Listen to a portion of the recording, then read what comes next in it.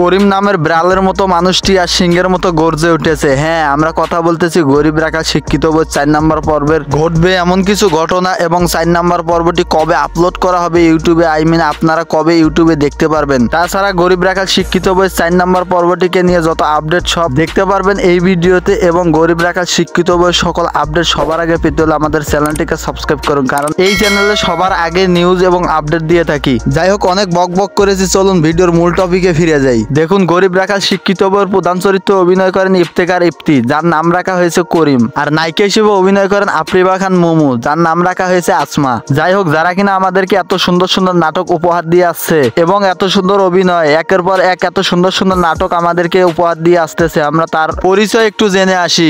ইফতেখার ইফতি গরিব রাখা শিক্ষিত বউ ছাড়াও কিন্তু অনেক বাংলা ওয়েব সিরিজে কাজ করে। বর্তমান সময়ে ওয়েব সিরিজ এবং শর্ট ফিল্ম দোনোটাতেই কাজ করতেছে ইফতেখার ইফতি। যাই হোক, ইফতেখার ইফতির গরিব রাখা শিক্ষিত বউ এবং গরিবের বউ এই দুটি নাটকেই কিন্তু অনেক পপুলার এবং অনেক ভাইরাল হয়। ইফতেখার ইফতি যে নাটকগুলি এবং ওয়েব সিরিজগুলিতে অভিনয় করেন, আপনারা যারা নিয়মিত দেখেন তারা অবশ্যই জানবেন যে ইফতেখার ইফতির অভিনয়গুলো কেমন হয়। ইফতেখার ইফতির অভিনয়গুলো যদি আপনাদের ভালো লেগে থাকে তাহলে অবশ্যই ভিডিওটাতে একটা লাইক দিয়ে দিবেন। আর এদিকে আসমা, যার আসল নাম হচ্ছে কি আফরিবা খান মুমু, আফরিবা খান মুমু সেও কিন্তু ইফতেখার ইফতির সাথেই অভিনয় করে আসছে। যেমনটা আমরা গরিবের বউ এবং গরিব রাখা শিক্ষিত বউ এই দুটি নাটকেই কিন্তু আমরা আফরিবা খান মুমু এবং ইফতেখার ইফতি দুজনকেই দেখতে পেরেছি।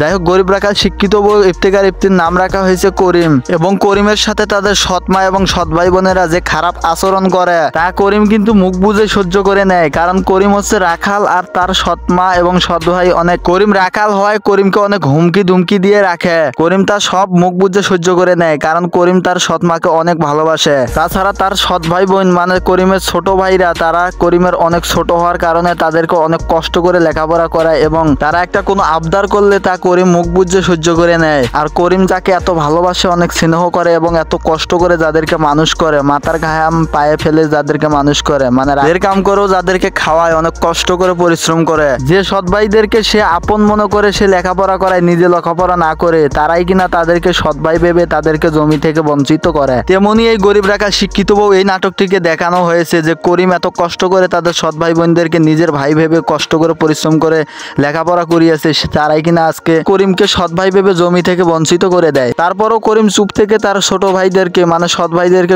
জমি জমা সবকিছু লিখে দেয় এবং করিম তার সৎ ভাইদের মানে ছোট ভাইদের অনেক নির্যাতন সহ্য করতে করতে একটা সময় গিয়ে করিম অনেক ক্ষিপ্ত হয়ে যায়। বিড়ালের মতো থাকা করিম এখন সিংহর মতো গর্জে ওঠে এবং তাদের সৎ ভাই এবং ছোট ভাইদের উপর অনেক আক্রমণ করে। গরিব রাখা শিক্ষিত বই 4 নম্বর পর্বটিতে আপনারা দেখতে পাবেন করিম সে কিন্তু তার নিজের সৎ ভাই বোনদেরকে একটা অনেক বড় হামলা দিবে। আর ওদিকে করিমের মেজু ভাবি সে কিন্তু হসপিটালে ভর্তি আছে, এখন হসপিটাল থেকে সেও কিন্তু চলে আসবে। আর করিম দুঃখ প্রকাশ করবে এবং সবকিছু বলবে তার সৎ মাকে যে আমার সৎ ভাই বোনদেরকে সবাইকে তো জমি জমা আমার যা ছিল সবকিছু তো লিখে দিয়েছি, এখন আপনারা যা চেয়েছিলেন তা করেছি, এখন আমি এই বাড়ি থেকে চলে যাচ্ছি, আপনারা সবাই ভালো থাকবেন। এই সবকিছু নিয়ে আপনাদের 4 নম্বর পর্বটি মানে গরিব রাখাল শিক্ষিত বইয়ের 4 নম্বর পর্বটিকে বানানো হয়েছে। যাই হোক, গরিব রাখাল শিক্ষিত বইয়ের 4 নম্বর পর্বটি কিন্তু 3 নম্বর পর্ব থেকে অনেক জমজমাট এবং ইন্টারেস্টিং হবে, তাই আপনারা কেউ গরিব রাখাল শিক্ষিত বইয়ের 4 নম্বর পর্বটি মিস করবেন না। আজকের ভিডিওটা এ পর্যন্ত ছিল, ভালো থাকবেন, সুস্থ থাকবেন, দেখা হবে পরবর্তী কোনো ভিডিও নিয়ে।